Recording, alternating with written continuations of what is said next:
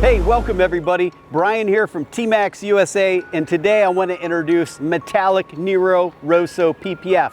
If you're familiar with Italian names, Rero and Rosso are black and red. And you may wonder, why is that? What is black and red? Well, right here we have it. It's a color fade, color shifting PPF. Not only do you get the full paint protection film protection, the PPF, but it's infused with a layer of color, and that color is a metallic Rero Rosso. It's metallic, it's black, and it's red, which means depending on the angle and the sunlight, it could be a black look, it could be a metallic dark red. The red in this is a burgundy metallic flake. It looks super cool, and when it's bright in the sun, it's gonna give you that burgundy red look. Really an amazing color on this vehicle. This Tesla Model S Plaid is originally fully red, like a bright red. So this is a total departure. It looks like a black car when it's dark, but in the sunlight, you get that metallic red look depending on the angle.